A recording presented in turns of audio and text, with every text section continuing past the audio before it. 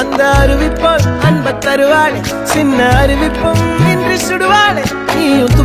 தும்மிடி ஆயுசு 100ஆக என் உயிர் உன்னோட பத்திர சொத்தாக என் பார்வை உன்னோடு உன் பொம்மை கண்ணோடு பேசாமல் விண்ணோடு நாம் மிதந்து போவோம் காதாரா அடியாளோ நான் தாங்க மாறோடு